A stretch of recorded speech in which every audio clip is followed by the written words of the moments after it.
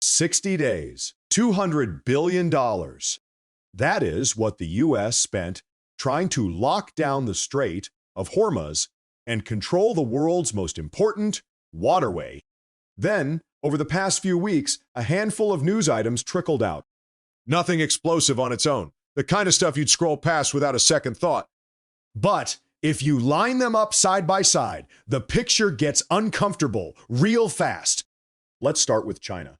Washington drew its hardest line: keep buying Iranian oil, and we're slapping a 100% tariff on Chinese goods.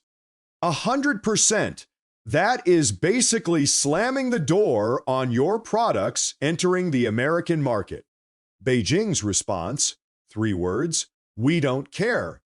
Not a leak, not a back-channel whisper. That was their official, on-the-record reply. Here is why that stings. The whole play against Iran was never about warships squaring off in the Gulf. It was about strangling revenue. Iran lives off oil sales. If you scare off the buyers, Tehran's coffers run dry and the system buckles from the inside. China is the biggest customer. And instead of blinking, Beijing told Washington publicly that its biggest economic weapon doesn't work on them. Every smaller country that used to flinch at American threats is now quietly redoing the math. Now shift to Japan. A Japanese tanker passed through the Strait of Hormuz, the first since the conflict kicked off. But the real headline isn't that it crossed. It is son what it paid with Thai renminbi, not dollars.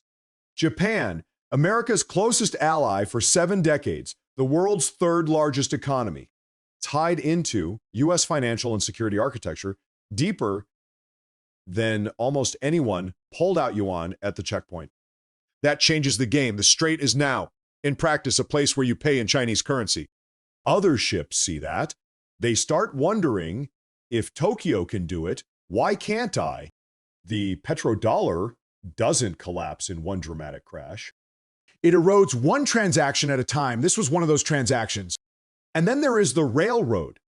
The Wall Street Journal confirmed Iran is shipping oil to China by rail. You can blockade the sea. You can't blockade train tracks. The cargo rolls out of Iran, crosses the border, and feeds straight into Chinese supply chains. The strait isn't even in the loop. So here is what these 3 pieces add up to. China shielded the demand side. Japan kicked open the door for yuan-denominated transit payments. The railway simply bypassed the blockade physically. Buying, moving, paying 3 lanes, all running through territory Washington can't touch. Here is the part nobody talks about. Once this stuff is built, it doesn't get unbuilt. Those rail lines are laid. The yuan settlement channel is open. China's "we don't care" is on the permanent record. Even if the politics shift tomorrow, new president, new deal, whatever, the infrastructure stays. You can't rewind that. And here is where it hits people who've never thought about the Strait of Hormuz in their lives. Every yuan settlement that replaces $1 chips away at global demand for the greenback.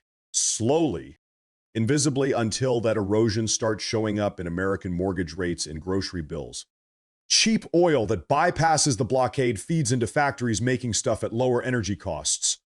But the pressure doesn't vanish. It just leaks into places that had nothing to do with this fight.